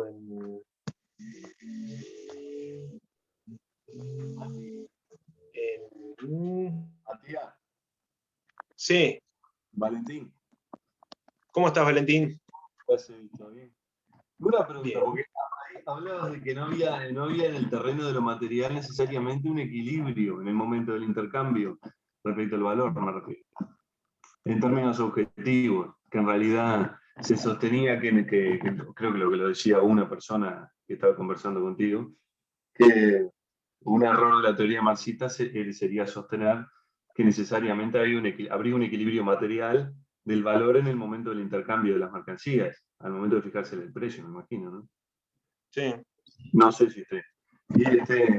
Y pensaba, ¿no? Hay un equilibrio, cierto, en el plano material, o sea, no es demostrable, porque en situaciones que él decía, por ejemplo, de extrema necesidad, el valor de producción no era considerado al momento de fijar el precio, porque se me antojaba comprar una mercancía de determinado valor, precio. Pero si bien no existe en el terreno de lo material, podría decirse que existe en el terreno de la percepción, porque al momento de fijársele un precio, se procura un cierto equilibrio, ¿no? Para determinar el valor de intercambio. Pienso, ¿no? O no. No sé qué te parece, Matías. Lo que pasa es que acá hay un punto complejo que, digamos, que von Baber lo detecta, que es una contradicción bastante grande entre el tomo tercero del Capital y el tomo primero. El tomo primero parece indicar que los precios siguen necesariamente el valor. Es decir, que la equivalencia en los valores de cambio se traduce en una equivalencia en los precios. Es decir, que los precios siempre van a reflejar el valor.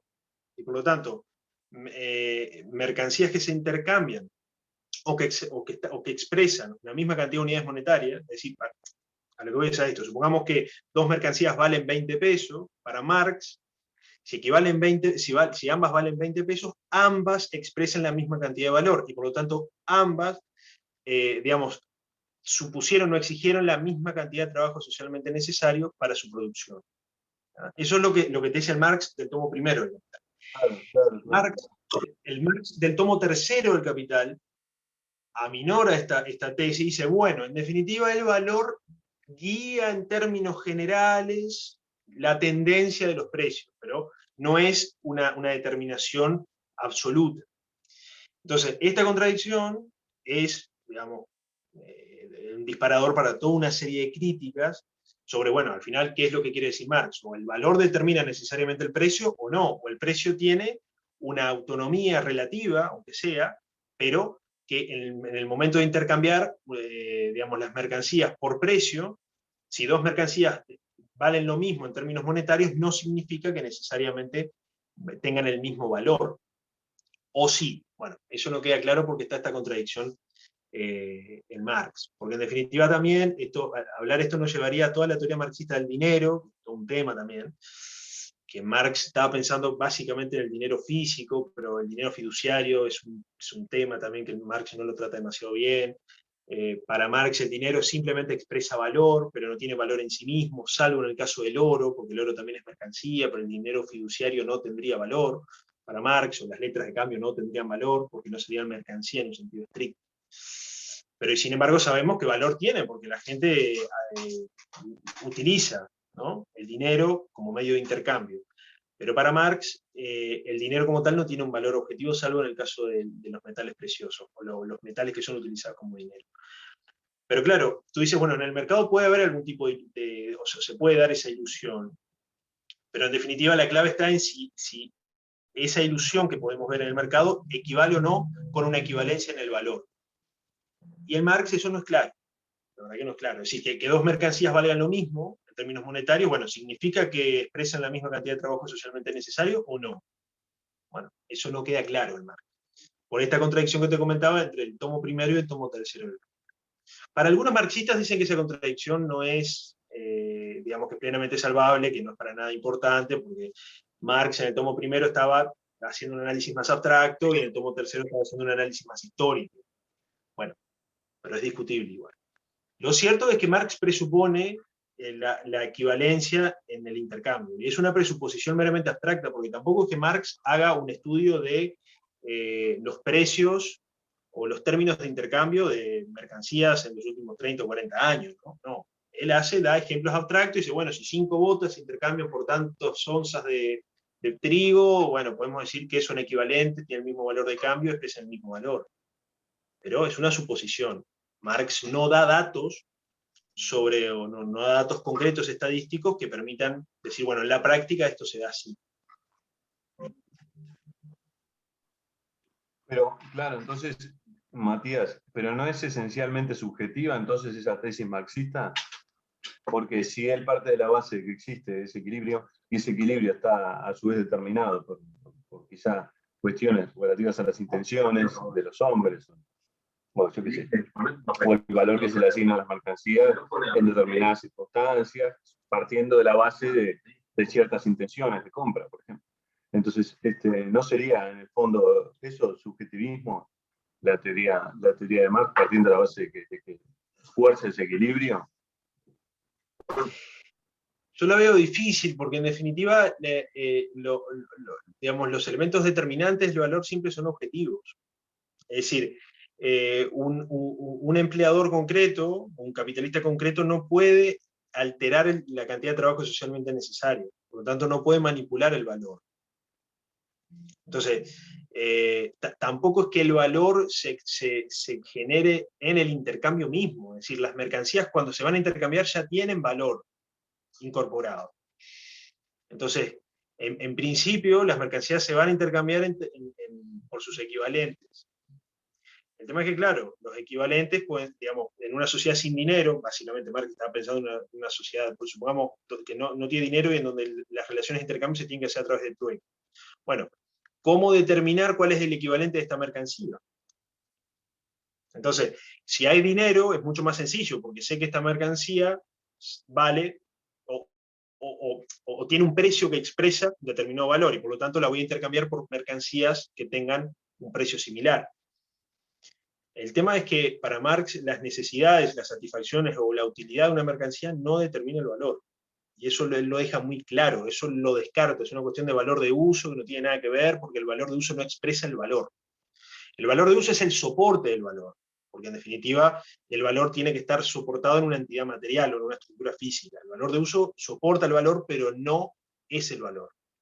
Es decir, la utilidad que pueda generar una mercancía no tiene nada que ver con su valor. Entonces, puede ser una mercancía que desde el punto de vista marxista es sumamente valiosa, pero a ti te puede dar muy poca utilidad. La cuestión está en, bueno, pero ¿quién va a comprar o quién va a estar dispuesto a intercambiar mercancías propias por una mercancía que le da poca utilidad? Bueno, Ese es uno de los problemas. Entonces, ¿por qué no es eso? No es una intención de Marx. Quizás no haya una expresión de intención, que las mercancías valgan lo mismo que el trabajo, por ejemplo, el valor que le asigna el esfuerzo del trabajo, cuando en realidad no es así en el mercado. No es quizás una intención de Marx, es lo que hay en el trasfondo, no se piensa. Yo no creo que una intención, porque a ver, tampoco es que él lo plantea como un deber ser, ¿no? Es decir, él lo plantea como que en la realidad se da así la cosa. Y, a ver, en lo personal a mí me parece que el tema de la equivalencia en los intercambios es un recurso teórico y un recurso expositivo en Marx para llegar a la teoría objetiva del valor y en última instancia para llegar a la teoría de la explotación, ¿no? Porque si nosotros partimos de la idea de que las mercancías se intercambian de manera igualitaria, digamos, o con igual valor de cambio, lo que pasa en el proceso de producción es una negación de esa regla. Porque en definitiva, el capitalista le está pagando o le está devolviendo un valor inferior al valor generado por la fuerza de trabajo.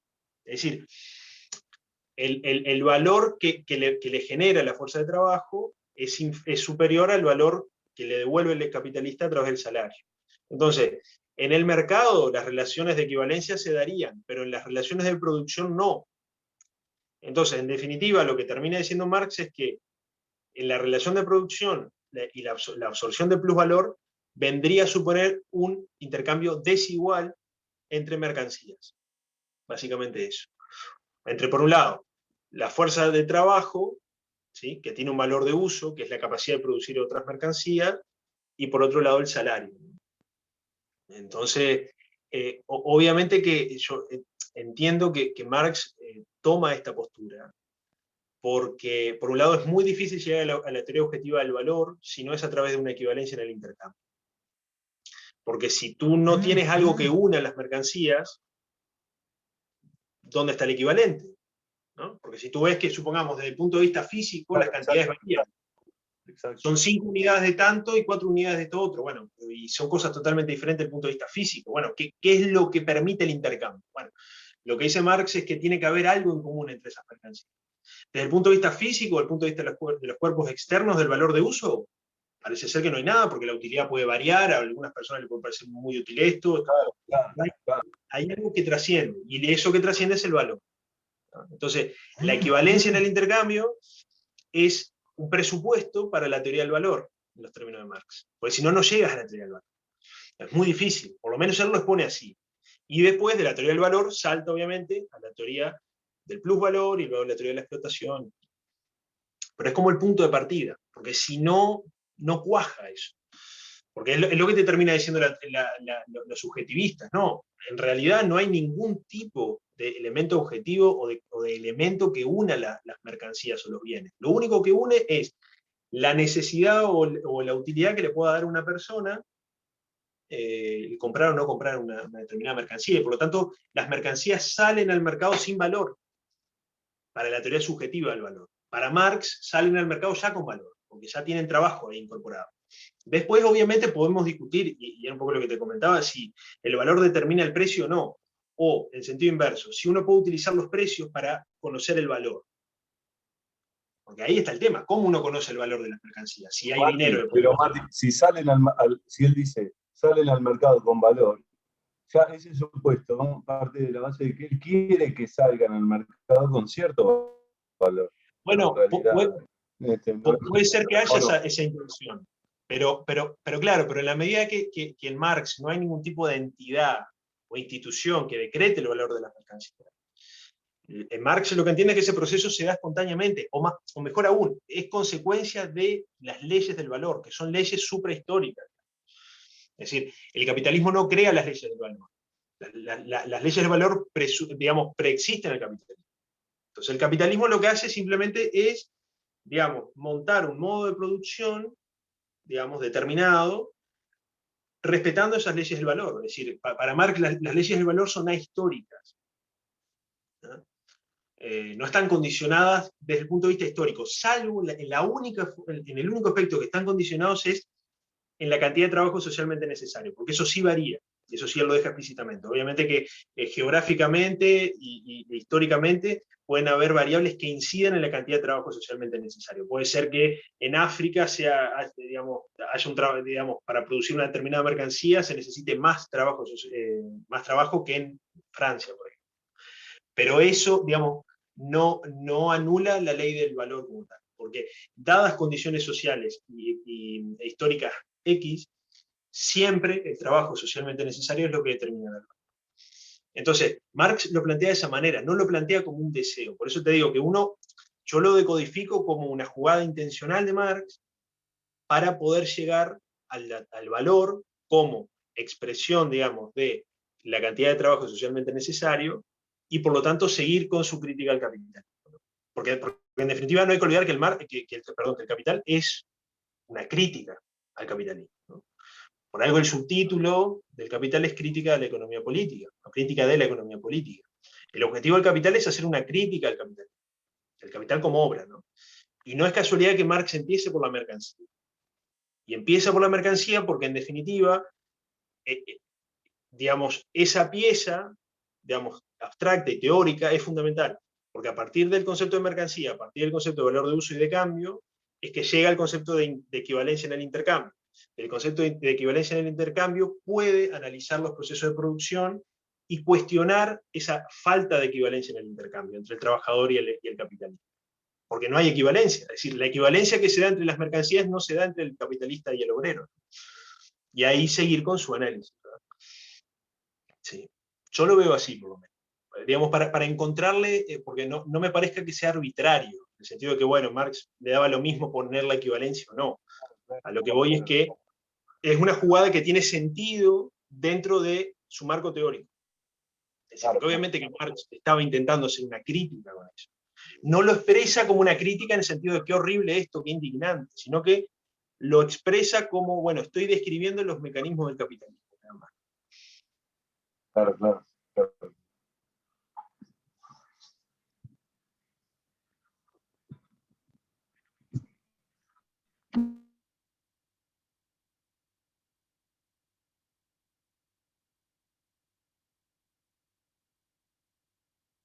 Así que bueno, no sé si alguien más. A ver, puedo ver acá los participantes. Bueno, no sé si alguien tiene alguna otra pregunta o algún comentario que quieran hacer. A ver, aquí en el chat. Habría alguna en el chat, creo, Mati. Sí, lo que estoy viendo. Bueno, a ver.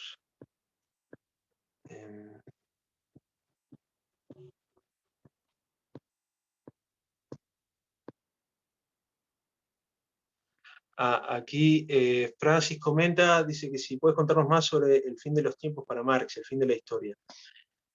Bueno, a ver, esto son como ideas que están desperdigadas en Marx. Obviamente que la idea del fin de la historia está sintéticamente expresada en el Manifiesto Comunista, ¿no? Es decir, el fin de la historia como el fin de la lucha de clases, ¿no? Es decir, en la medida que la lucha de clases es el motor de la historia, eliminar las clases sería apagar o eliminar el motor de la historia, y por lo tanto la historia se va a detener y va a dejar de transcurrir como tal, ¿no? Esa es un poco la idea que tiene Marx en la cabeza. El tema es que, claro, Marx cae en ese historicismo que detecta y critica a Popper, por ejemplo, en La miseria del historicismo, porque, claro, a ver, cae en el mismo vicio que Hegel. Lo que pasa que Hegel, como era profundamente idealista, en definitiva pone que el motor de la historia es el conocimiento del espíritu absoluto, que la historia va avanzando en Hegel, ¿no? Las civilizaciones caen, crecen, se destruyen y se van superando unas a las otras en función de las necesidades del espíritu absoluto, ¿no? Entonces el espíritu absoluto se va conociendo, eso explica el arte, la cultura, miles de cosas, pero va a llegar un punto en donde la historia se va a terminar porque el espíritu absoluto se va a autoconocer.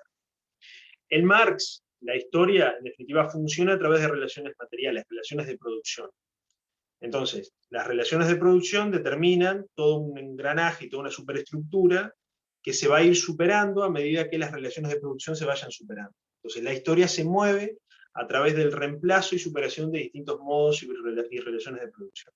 Va a llegar un punto que la revolución proletaria, socialismo mediante, eliminará las clases como tal, dejarán de haber proletarios, dejarán de haber burgueses, porque los medios de producción dejarán de ser de propiedad privada, y por lo tanto, el problema de la distribución desigual de los medios de producción, que es un problema propio de las sociedades de clase, dejará de existir porque no habrán clases. Al no haber clases, ya no habrá más historia, porque en definitiva ya no habrán hechos políticos, sucesos políticos, no habrán golpes de Estado, no habrá nada, porque no habrá superestructura, en un cierto sentido, ¿no? Porque ya no habrán más relaciones de producción. Bueno, obviamente, cuestiones o críticas de esto, miles, ¿no? Pero lo que sí es cierto, igual a ver, con esto una puntualización. No queda tampoco demasiado claro hasta dónde los individuos pueden manipular las leyes de la historia. Es claro que no las pueden cambiar. Entonces, para Marx el capitalismo va a morir porque, en definitiva, el capitalismo o los burgueses crean a sus propios enterradores, dice Marx, que son los proletarios. Es decir, al generar una clase proletaria, los burgueses están generando, digamos, las condiciones objetivas para la desaparición del capital. Pero, en el prólogo del Capital, Marx entiende y afirma explícitamente que si bien es cierto que las leyes de la historia no se pueden cambiar, él utiliza un giro o una analogía con el trabajo de parto, y de alguna manera lo que sí entiende es que los resultados históricos o los fines históricos sí se pueden acelerar. ¿Sí? Porque claro, ahí hay un problema serio, que es que si la historia no se puede modificar, y las leyes de la historia son inmutables, ¿qué sentido tiene la praxis política? ¿Qué sentido tiene la revolución proletaria? O sea, ¿para qué los proletarios se van a unir y van a luchar contra la burguesía, si en definitiva basta con sentarse a esperar el derrumbe del capitalismo? Entonces ahí hay una contradicción clara entre, por un lado, la rigidez de las leyes de la historia, y por otro lado, la posibilidad de una acción política, una praxis política.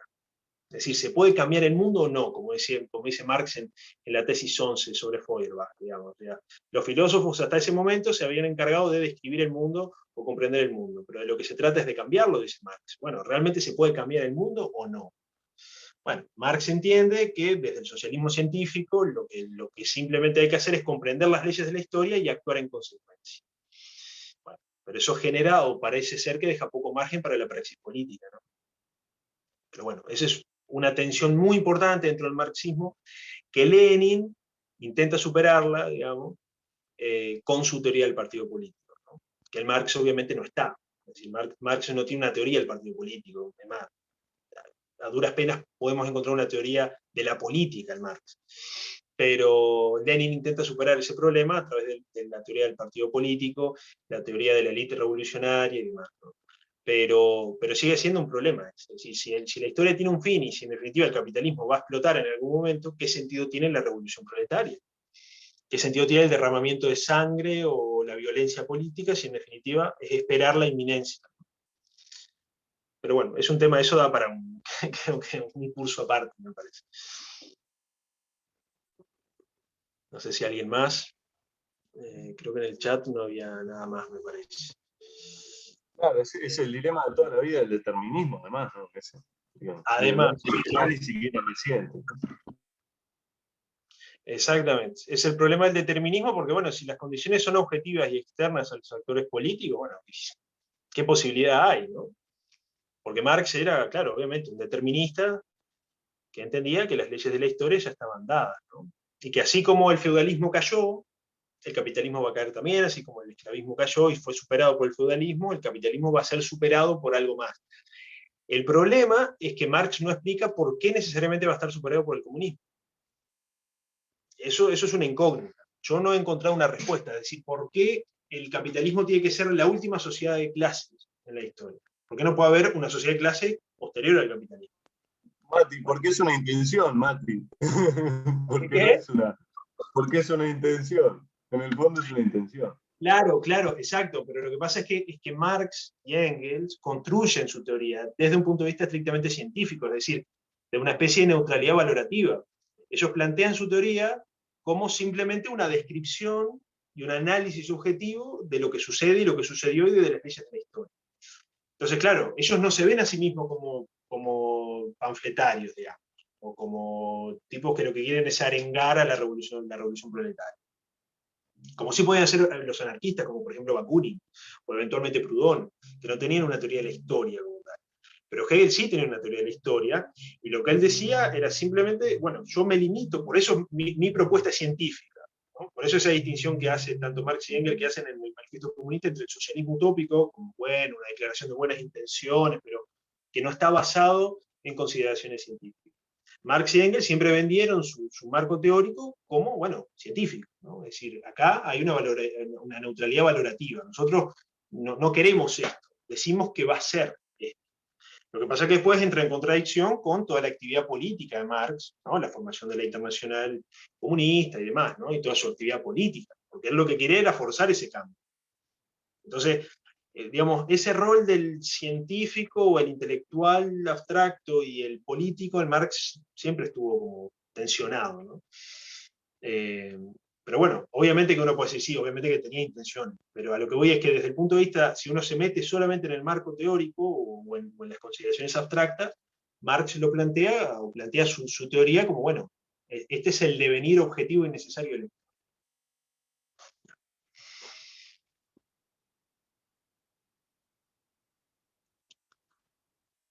Bueno, no sé si alguien más, creo que ya...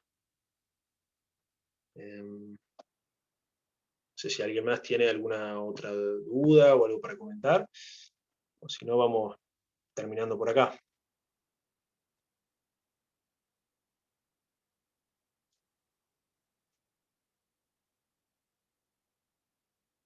Bueno, si no hay nada más que agregar o comentar, les vuelvo a agradecer el tiempo.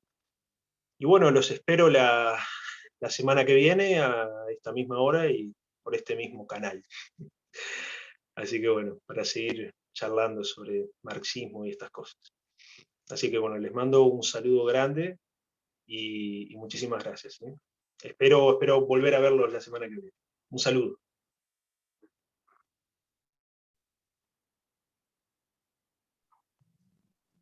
Gracias, Marco.